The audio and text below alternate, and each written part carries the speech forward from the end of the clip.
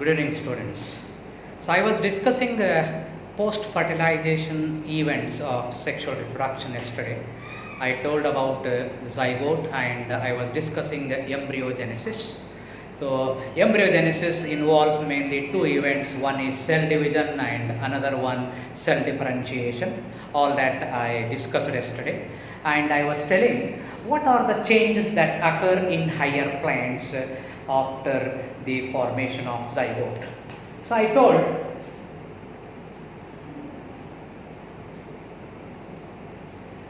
zygote, which is a diploid cell, it undergoes cell division and it results in the formation of embryo.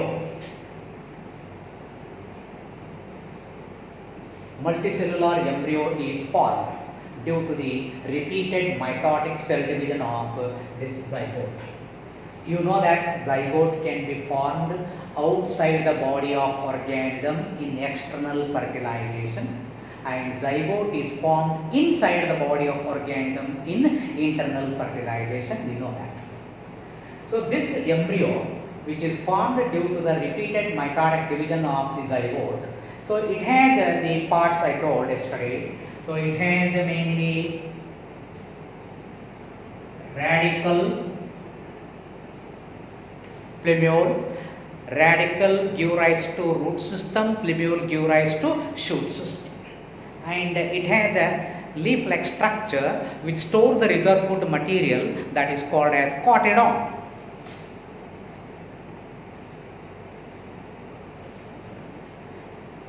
Cotyledon supply the food material for developing embryo. In addition to that, there can be another structure which is present that can also provide nourishment. It is also a post-fertilization structure, that is endosperm, a triploid nutritive tissue which provides the nourishment to the embryo. So this endosperm, if it is present, we usually refer it as endospermic seed. If it is absent, non-endospermic seed, we will come to know later on. Now, ovary after fertilization, it becomes fruit. Fruit is a fertilized ovary. Then the wall of the ovary, so you have ovary, this is ovary, this ovary will become fruit after fertilization. So fruit is a fertilized ovary or ripened ovary. Now this is the wall of the ovary. Wall of ovary, that is called as fruit wall. Wall of the ovary is known as fruit wall. It is also called as pericarp. It is also called as pericarp. So this pericarp is going to protect the seeds which are found inside the fruit. So here in the ovary we have locules. In the locule there will be ovules. So these ovules after fertilization they become seeds. They become seeds. So the fruit wall will protect the seeds which are there inside the fruit. And this pericarp can be hard, dry, or it can be fleshy. Whatever it is. Either it is hard or dry or it is fleshy. Now, depending upon the number of the ovules in the locule of the ovary, the seeds will be there, number of seeds will be there. Now, after fertilization, usually sepal,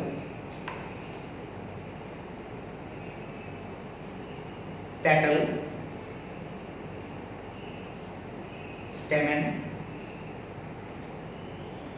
style and stigma. These structures which are associated in flower, these structures will wither and fall off or shut down. These will fall from that flower. So sepal, calyx, petal, corolla, then the stamens, then style and stigma, these will wither. Wither means they start drying and then these will be shut down or these will fall. So these are the changes which you can see. So seeds are present in the fruit. So fruit has the ability to disperse the seeds. Better dispersal mechanisms are found in plants. So when these seeds are dispersed on bursting of the fruit, some of the fruits we call them as a dehiscent fruit, dry dehiscent fruit. So they disperse the seeds. These seeds will reach different places, different habitat. After reaching a particular habitat, after reaching to a particular what you call substratum, under favorable conditions, these seeds can germinate. These seeds can germinate and produce new plants. So fruits helps in dispersal of the seeds after reaching the suitable substratum in a habitat. Under favorable conditions, these seeds will germinate and produce the young plant or new plant. So this is how the what we call post-fertilization events you can see in higher plants. So some of the fruit figures we will have as per NCERT.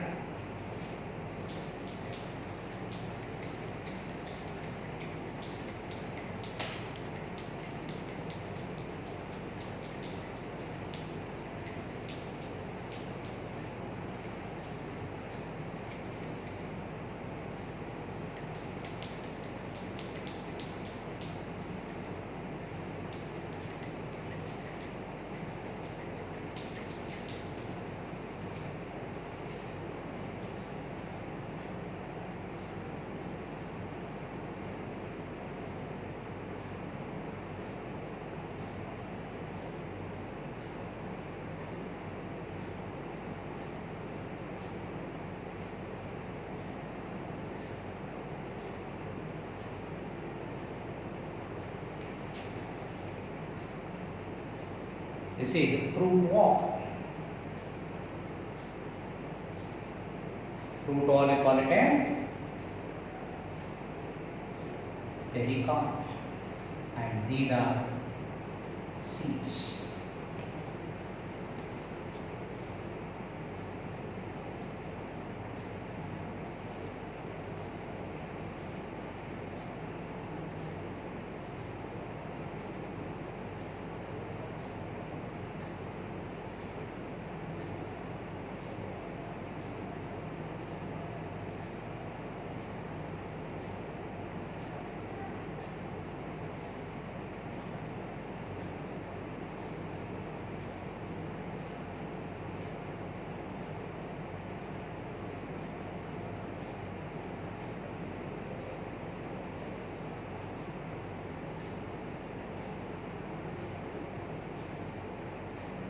So this is pericarp, fruit wall, and these are seeds.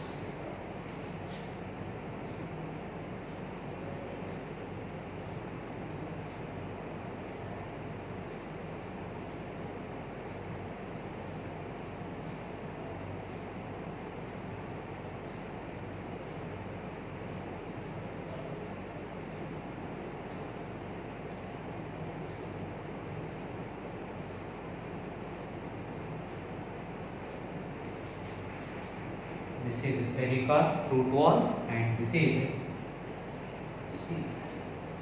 So these are some of the sectional views of the different kind of fruits showing the pericarp, that is fruit wall, as well as the seeds. So this is about post-fertilization events. The last part what we will discuss now, differences between asexual reproduction and sexual reproduction. Then we can complete this first chapter, that is reproduction in organism. We have mainly concentrated on the reproductive aspects of the plants.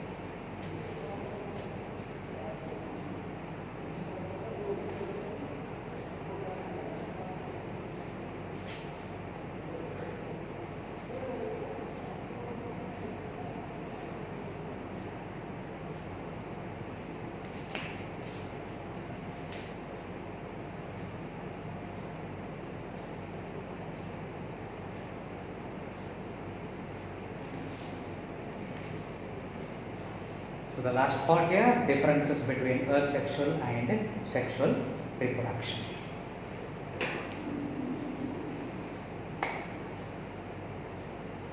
First point, asexual reproduction, basically it involves one parent, single parent or single individual is involved, which is going to produce the young one. So it is usually uniparental. Whereas in case of sexual reproduction, usually two parents are involved of opposite sex, male parent and female parent. Of course, sometime a bisexual parental individual will be there. In that case, the parental individual will be single. Otherwise, usually opposite sexes parents will be there, male female parent will be there. So that's why we usually refer it as biparental.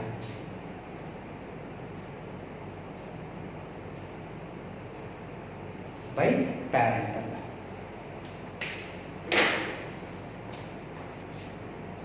In asexual reproduction, there is no need of sex organs. There is no requirement of sex organs. No need of sex organs. Whereas here, prerequisite condition is very essential. There is a need of sex organs. Sexual reproduction prerequisite is involvement of sex organs. So need of sex organs. Need of sex organs. Asexual reproduction is seen usually in lower organs.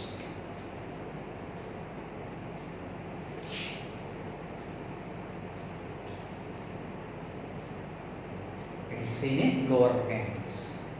Sexual reproduction is seen both in lower organism as well as higher organism.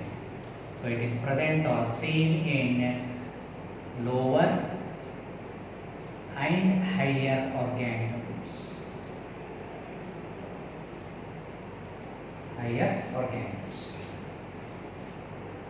Asexual reproduction, there is no meiosis. It involves only mitosis.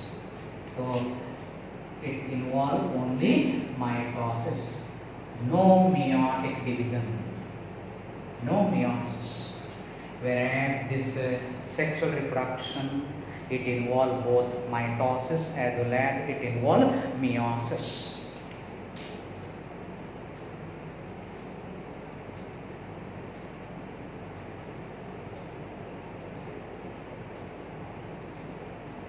Involves mitosis and meiosis. No formation and fusion of gametes in asexual reproduction. No formation and fusion of gametes. Here there is a formation and fusion of gametes. Male and female gametes will fuse here. Fertilization will be there. Here no fertilization event. Here fertilization event will be there. So formation and fusion of gametes. So fertilization is absent, fertilization is present. Now, here a young one is formed from a vegetative part or somatic part of the individual. Young one is produced from somatic part or vegetative part of the organism, whereas here young one is developed from zygote. So young one is developed or formed from zygote.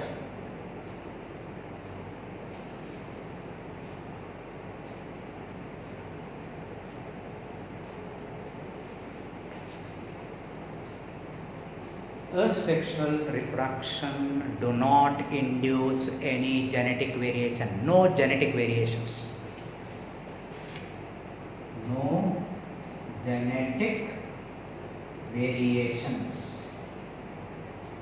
As it do not involve meiosis, chances of genetic recombination or genetic crossing over will not be there. That's why the young one which are formed here will be exactly clones, morphologically and genetically identical to the parents. Okay, so no genetic variations. Here you can see genetic variations. Genetic variations are present in offspring. So here young one are called as clone. Young ones are called as clones because they are morphologically and genetically identical to the parent. So here young ones are not similar to parents. They are not similar to parents because of the genetic variations. Genetic variations can occur during meiosis, that is one point. Then when fertilization occurs, the fusion of male and female gamete will be there. Paternal chromosome and maternal chromosome both can fuse during the fertilization. That can also lead to variations. So one during the gamete formation in meiosis and another one during the fertilization when the male and female gamete fuse, the paternal and maternal chromosomes, paternal that is male, maternal female gamete when they fuse, that also can lead to genetic variation. So because of that the young ones are not resembling among themselves nor their parents, so they are not clones. Asexual reproduction is a faster method of multiplication.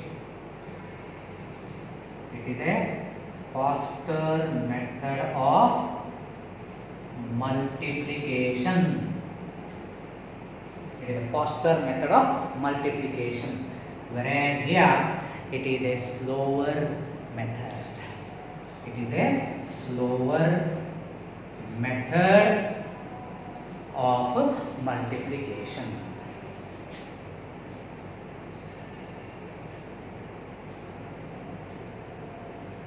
So these are the differences between asexual and sexual reproduction, right? So with this we have completed the first chapter, reproduction in organism, which cover 5 marks in theory exam, that to remember. So I have covered maximum point with respect to plants. Okay, zoology teacher will cover some of the points, some of the concepts which are concerned with animals, right? So remember, this post fertilization event can be asked for 5 marks in theory exam, right? Then pre-fertilization events, it can be asked for 3 mark.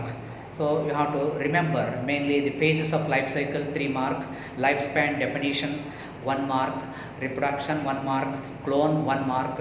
Okay, so some of the important questions are there on this chapter. You will come to know later on.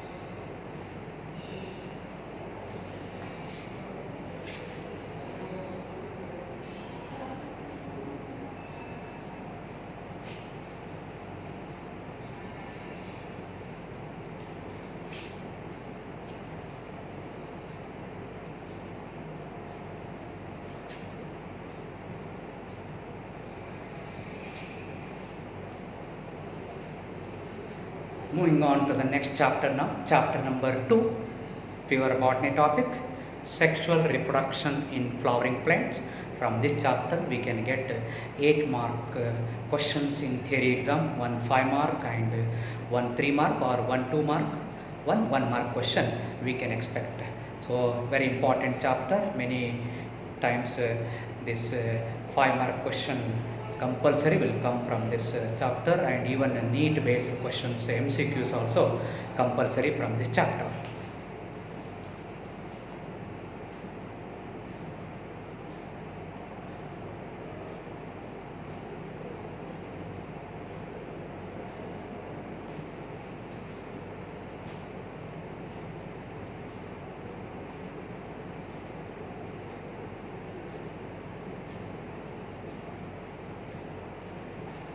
Chapter number 2, sexual reproduction in flowering plant. So what are the chapter contents which we are going to learn in this? So contents.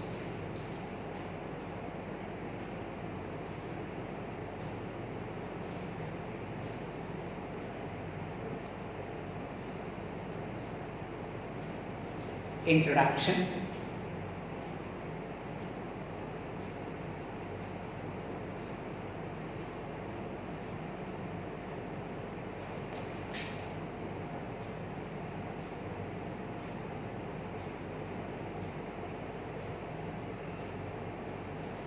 flower, a fascinating organ of angiosperms.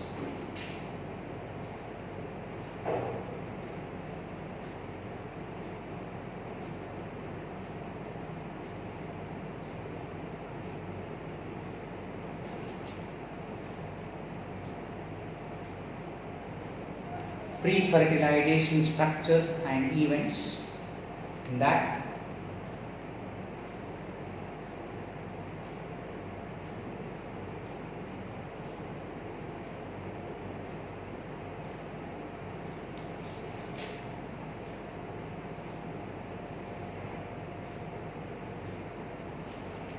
Stamen, microsporangium and pollen grain.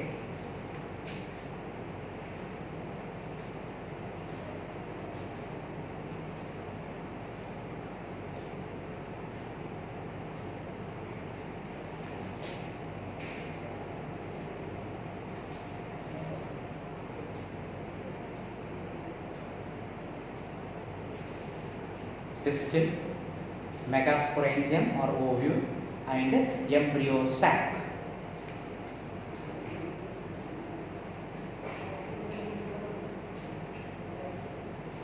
Pollination,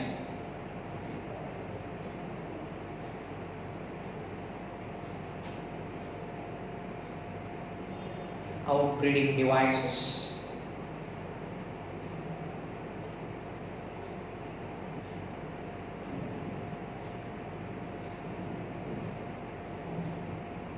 pollen pistil interaction,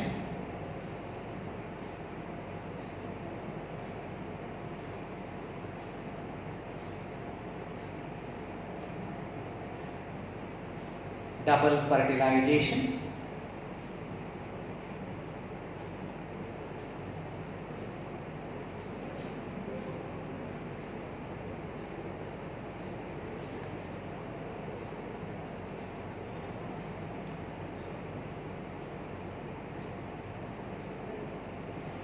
post-fertilization structure and events in this.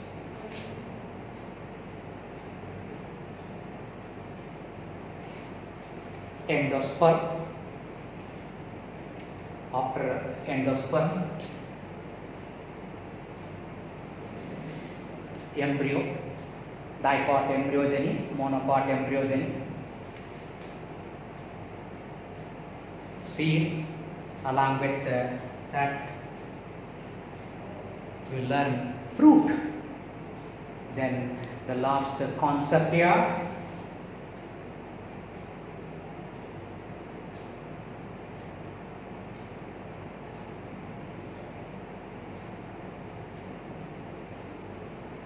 apomixis and polyembryonic. So these are the various contents or concepts which we are going to learn in chapter number 2, sexual reproduction in flowering plants. So one by one we will discuss these. So first we will start with the introduction of this topic.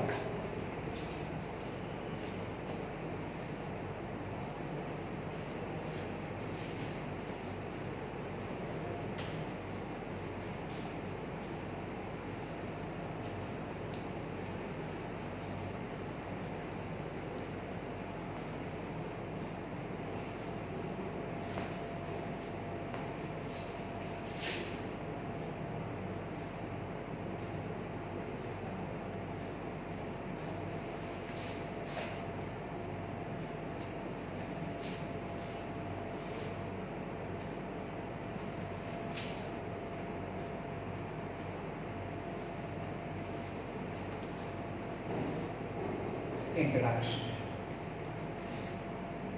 All flowering plants show sexual reproduction. All flowering plants show sexual reproduction. There is a diversity in the structure of,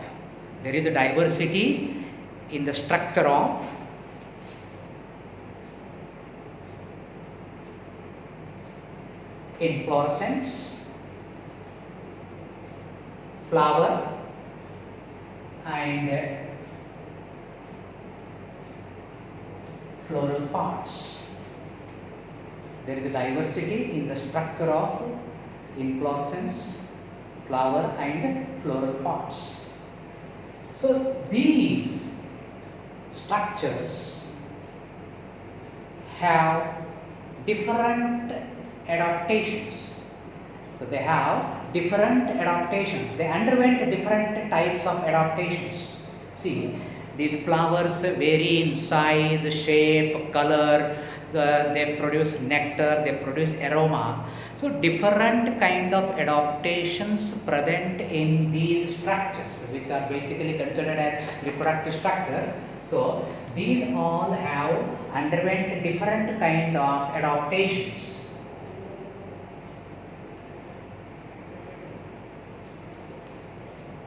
Why they underwent different kind of adaptations? To ensure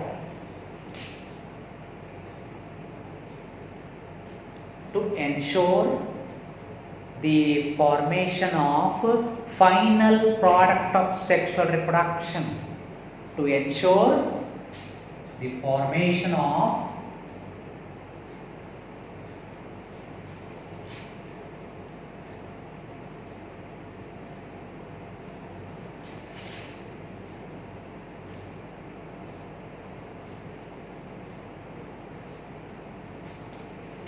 final product, last product of sexual reproduction.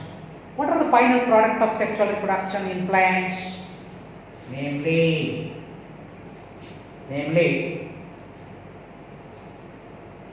root and seed. These are the final product of sexual reproduction.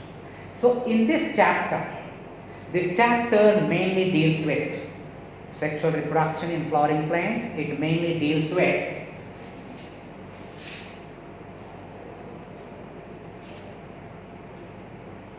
the study of morphology,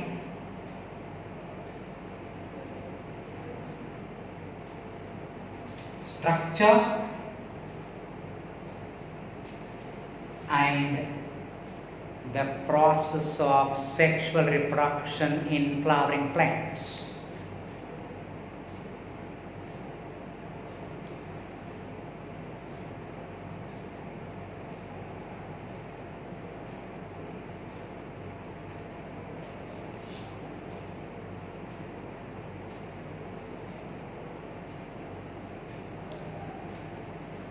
So this chapter mainly deals with the study of morphology, structure and the process of sexual reproduction in flowering plant, that is angiosperms. So this is the introductory part. Now moving on to the next content or concept, flower, a fascinating organ of angiosperm.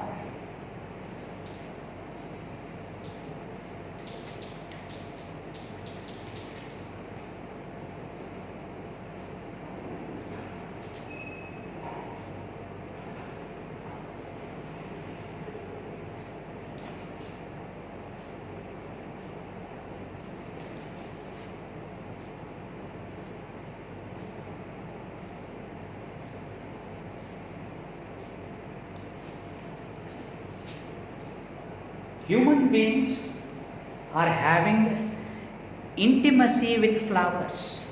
Human beings are having intimacy with the flowers since the time immemorial. Since several hundreds of years, we are using this flower. So, human beings are having a very good intimacy with the flowers since the time immemorial.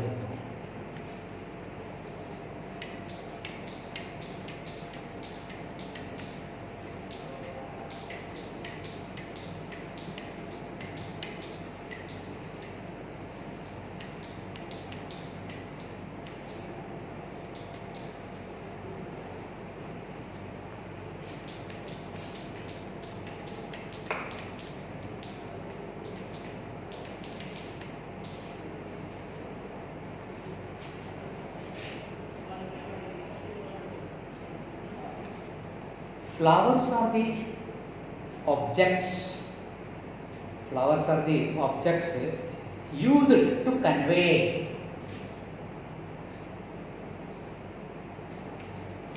Flowers are the objects used to convey love, affection, happiness, grief, mourning.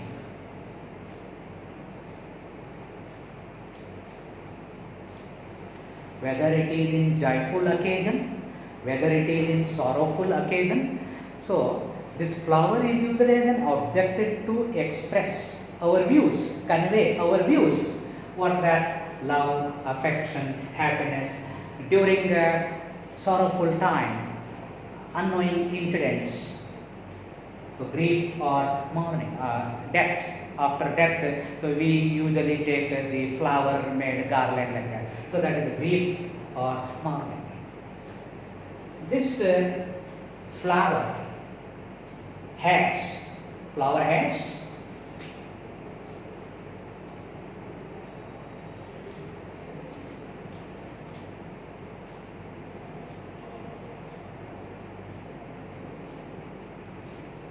aesthetic value,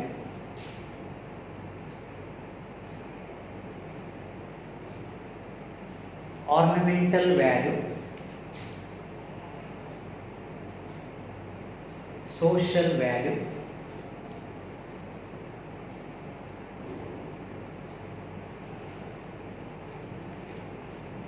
religious value, cultural value for normal human beings, normal individuals. When you take a biologist, for a biologist,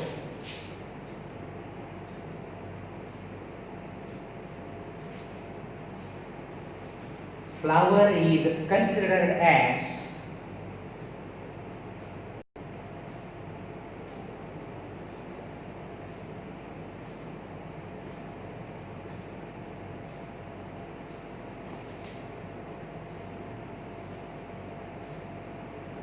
morphological and embryological marvel. For a biologist, it is morphological and embryological marvel. So, according to biologist, flower is considered as highly modified condensed shoot of limited growth meant for sexual reproduction. Remember, flower is highly condensed, modified shoot of limited growth meant for sexual reproduction.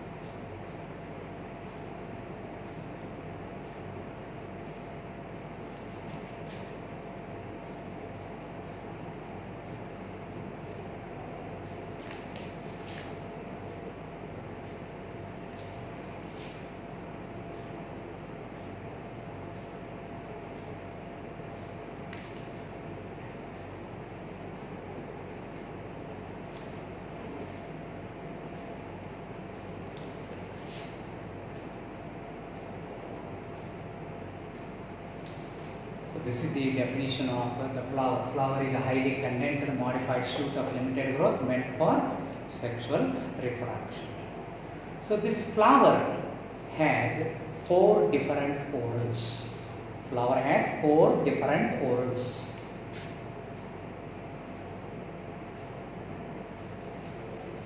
One set you have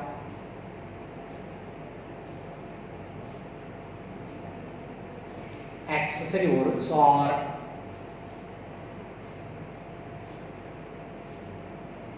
non-essential whorl. Another one essential or what you call reproductive whorl. Essential or reproductive whorl. So the first one, outermost calyx. This is the first outermost whorl, that is calyx, a non-essential whorl. Calyx is made up of the members, sepals. Second non-essential whorl, that is corolla. It is made up of mainly petals. So they do not take part in reproduction. So these are sterile parts, we can call. These are sterile parts. They do not take part in reproduction. Calyx being outermost, protective in nature and usually photosynthetic. Corolla, which is usually colored, attractive, which attract different pollinating agent. So in this chapter mainly we are concerned with the reproductive whorls, essential whorls. Reproductive whorls or essential whorls. So here the third whorl of the flower, that is androecium. That is the third whorl of the flower. It is having the male reproductive organ, the male sex organs. Androecium is made up of male sex organs. Okay, that male sex organ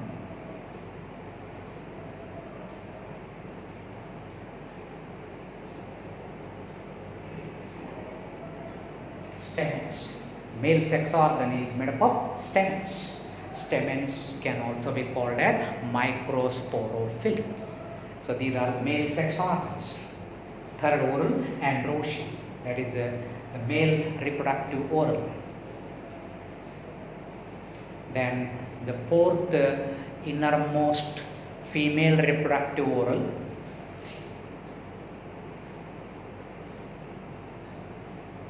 gynoecium. Gynoecium, also referred as pistil. This innermost female reproductive whorl is made up of the female sex organ,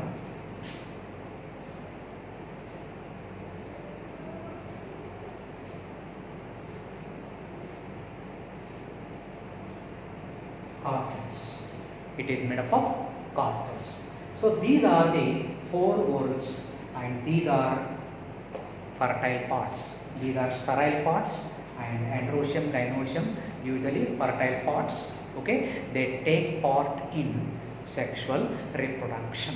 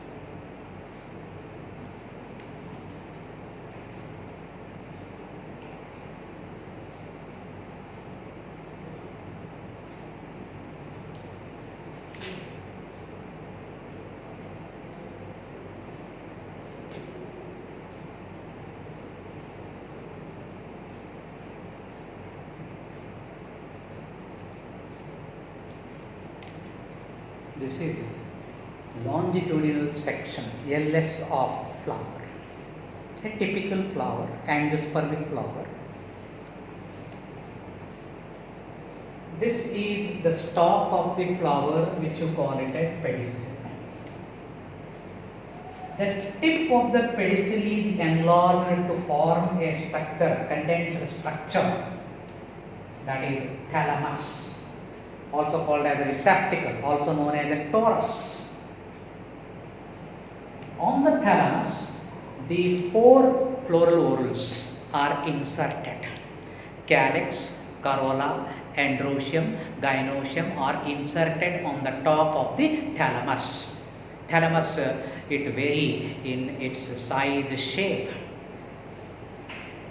So you can see the first whorl, that is accessory whorl, outermost whorl, that is calyx, which is made up of sepal. Then the second whorl which you have here,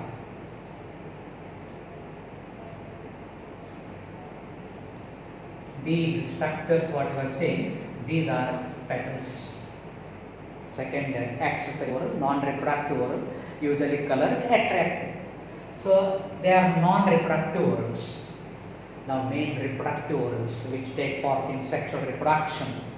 So one, the male reproductive whorl, as I told, stamens. Stamens are the male reproductive whorls. Okay, so these stamens are also called as microsporophyll.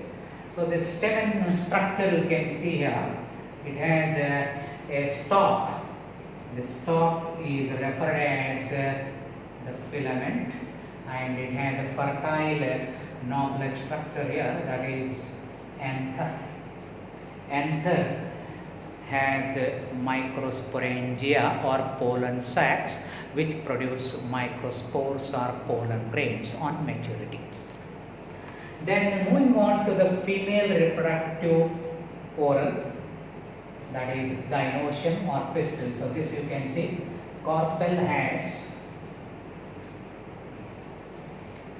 three parts, what we differentiate: the solan basal part, that is ovary, long slender tubular structure, that is style, which connect ovary to the stigma. Stigma is a receptive surface which is going to receive the pollen grains after pollination. So in the ovary there will be chambers, locule. In the locule there will be presence of ovules. Ovules are held by placenta in the locule of the ovary in different pattern, that you call it a placentation. The flower can have a small additional leaf-like structure at the base, that you can call it a bract. If bract is there, bracteate; if it is absent, ebracteate. And this is the mother axis. In a taxonomy, when you are what you call a drawing floral diagram, you have to represent mother axis. Okay, so the main reproductive whorl, androecium, which is made up of stamens. Stamen has the filament and anther, and the female reproductive whorl, that is gynoecium or pistil, which is made up of carpel. Carpel has been differentiated into ovary, style and stigma. So this is the longitudinal section of the flower. This is the structure of LS of flower.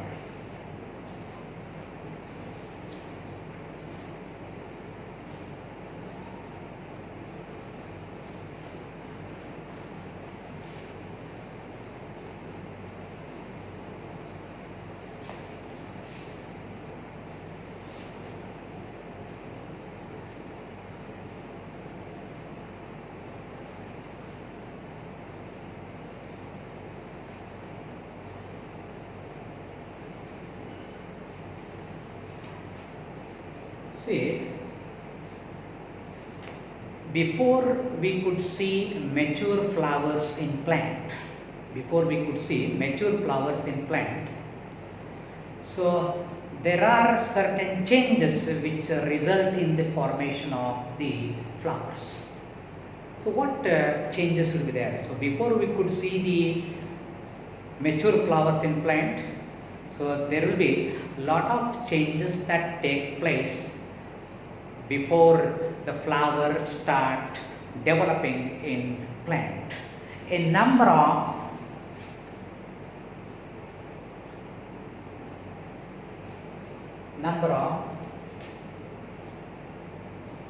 hormonal and structural transformation.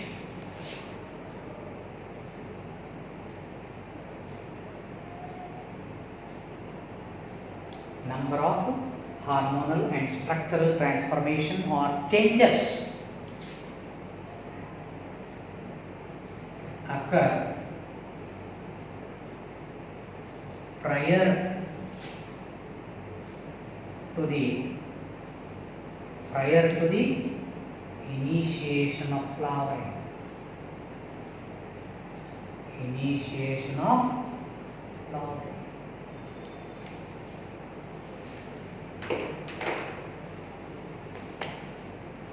So what happens? So we will have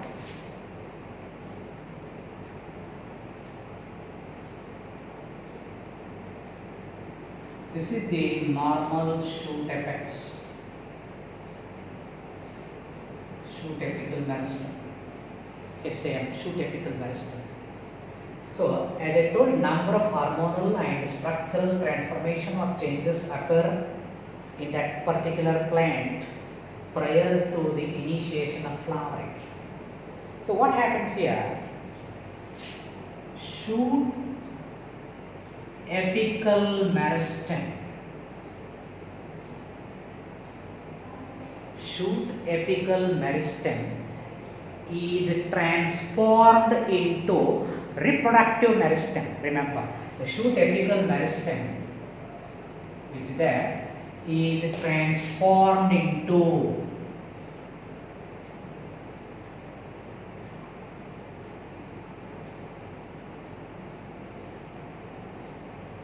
reproductive meristem. These changes, slow changes that occur, shoot apical meristem, which is vegetative part, slowly transform into reproductive part. So it is transformed into reproductive meristem. This reproductive meristem grows. Reproductive meristem grows or develop into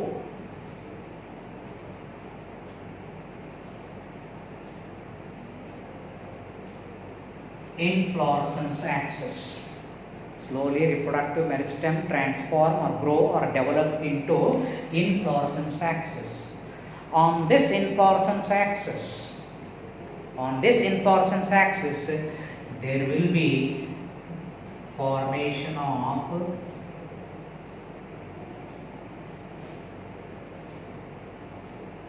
floral primordia. On the inflorescence axis, there will be formation or growth of floral primordia. This floral primordia means the starting structure.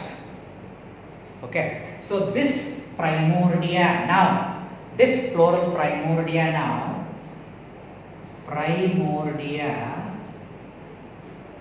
grows into floral buds.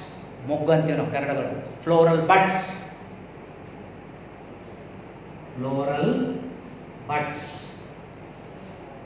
These floral buds later on mature, okay, and develop into these floral buds, then develop into flower.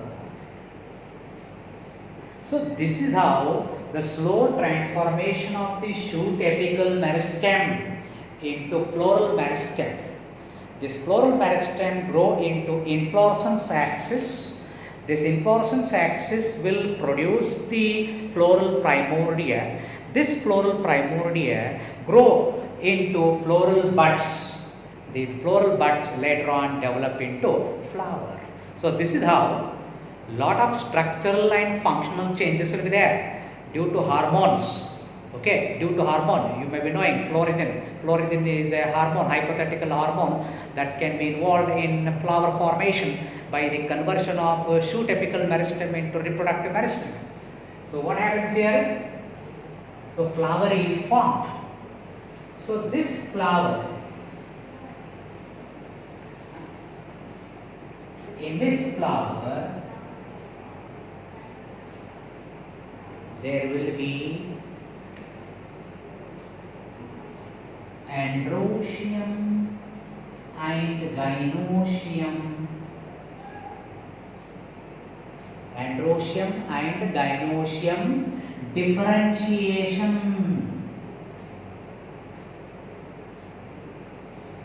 A normal shoot apex is transformed into floral part.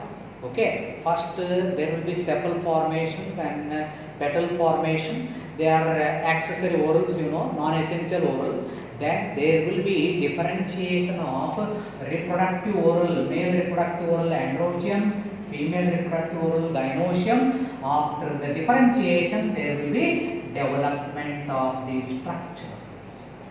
So finally, we see the formation of androecium and gynoecium in the flower. So this is how a normal vegetative shoot apical meristeme is transformed into reproductive axis, inflorescence axis bearing the flowers. So this is how the flower development will be there. So the cultivation of flowers, you call it a floriculture.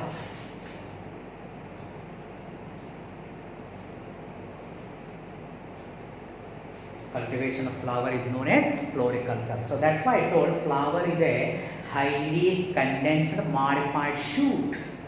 A normal shoot, if you take, say this is a normal shoot. Okay, so this is the stem, this is the shoot. It bears the leaves at the nodal region, right? So this normal vegetative shoot has been transformed into reproductive shoot. It is highly condensed. As a result of which, the distance between each oral, calyx, then inner corolla, then inner androecium, innermost gynoecium. So the distance between these four orals is very, very short. They are present one inside the other. So that is highly condensed. And here, this is normal shoot where it has nodes and internode, and there is a lot of gap between these nodes. And there is distance between what you call arrangement of the leaves of that. But there in the modified shoot like flower, the distance between the sepal, petal, androecium, gynoecium, that is stamens and carpels, very close. They are very close to each other. And here in the normal shoot, you have what you call axillary bud here. There is a presence of axillary bud in the axil of the leaves. There usually in the modified shoot like flower, there are no buds. So this is how a normal shoot apical meristeme, a normal vegetative shoot will be transformed into the flower. Floral primordia bearing the buds and later on flower.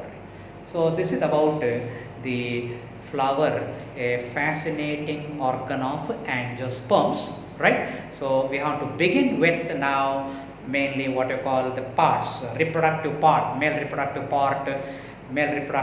structure, that is stamen. Then we have to learn about the structure of the anther. Then we have to learn about the pollen grain, all that. Okay, so this I will continue tomorrow.